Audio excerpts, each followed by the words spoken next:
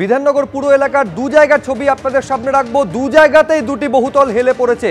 একদিকে নারায়ণপুর, যেখানে এটি 6 তলার বহুতল হেলে পড়েছে পাশের বহুতলের দিকে, এবং পাশাপাশি জগৎপুরের ছবি দেখতে পাচ্ছেন, দুটি বহুতল একে অপরের দিকে হেলে পড়েছে। গত কয়েকদিনে আপনাদের দেখিয়েছি কলকাতা পুর এলাকার 3 জায়গার ছবি, যেখানে একাধিক বহুতল হেলে পড়েছে, কোথাও বহুতল ভেঙে গিয়েছে। অন্যদিকে বিধাননগর পুর এলাকার দুটো ছবি দেখতে পাচ্ছেন।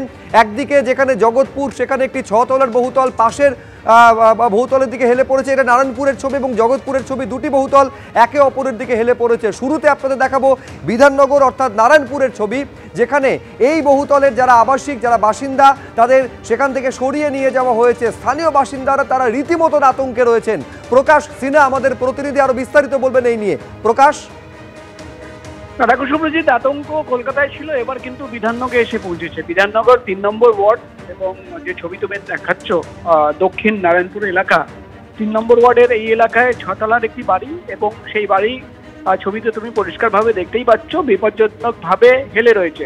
এবং এই ঘটনা সামনে আসার পর আবাসিকদের সেখান থেকে সরিয়ে নেওয়া হয়েছে। কিন্তু প্রশ্ন শুভজিৎ একটাই, যে যারা দায়িত্ব পালন করে এলাকায়, তুমি জানো যখনই কোনো কনস্ট্রাকশন হয়, বিল্ডিং কনস্ট্রাকশন হয়, সেই এলাকায় পুরসভার তরফে একজন ইঞ্জিনিয়ারকে দায়িত্ব দেওয়া হয়, যার সুপারভিশন এবং তিনি কিন্তু নজরদারি চালান। এলাকার যিনি কাউন্সিলর, তার একটা দায়িত্ব থাকে যে এলাকায় কোনো অবৈধ নির্মাণ হচ্ছে কিনা তিনি দেখবেন, এবং তিনি সেই মোতাবেক পৌরসভাকে কমপ্লেন করবেন, অভিযোগ জানাবেন। তো তাদের দায়িত্ব যেটা ছিল তারা কেন পালন করলো না? স্থানীয় বাসিন্দাদের প্রশ্ন, এটা আমাদের প্রশ্ন না। স্থানীয় বাসিন্দাদের বলছে, তারা যেটা অভিযোগ আনছে, বিধাননগরের শুধুমাত্র দুটো ঘটনা সামনে এসছে, কিন্তু এরম ভুড়ি ঘটনা রয়েছে, ভুড়ি অভিযোগ সামনে রয়েছে, যে অভিযোগ জানানোর পরেও কিন্তু পুরসভার তরফে কোনো ব্যবস্থা নেওয়া হয়নি, এমনই কথা কিন্তু স্থানীয় বাসিন্দারা জানাচ্ছেন। এলাকায় আতঙ্ক রয়েছে। আবাসিকরা যারা এই বাড়িতে থাকতো তাদের অন্য জায়গায় সরিয়ে নিয়ে যাওয়া হয়েছে। কিন্তু প্রশ্ন একটাই, তারা কিন্তু সারা জীবনের সঞ্চয় তারা ইনভেস্ট করে এই বাড়ির একটা ফ্ল্যাট কিনেছিল। আজকে কিন্তু তাদের মাথার ছাদ নেই, তাদের ভবিষ্যৎ কি সেটা কে উত্তর দেবে? আমরা এই নিয়ে কিন্তু পৌরসভার আধিকারিকদের সঙ্গে, এমআইসির সঙ্গে প্রশ্ন করেছিলাম। তিনি যেটা বলছেন, নোটিশ পাঠানো হয়েছে, পৌরসভা ব্যবস্থা নেবে। কিন্তু ব্যবস্থা আজকে যেটা নেওয়ার কথা বলা হচ্ছে, কেন আগে ব্যবস্থা নেওয়া হয়নি? এলাকাবাসীদের প্রশ্ন, কেন আগে এই অবৈধ নির্মাণ একদিনে হয়নি, রাতারাতি তৈরি হয়নি?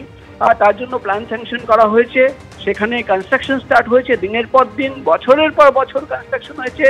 কেন কেউ নজরদারি চালালো না?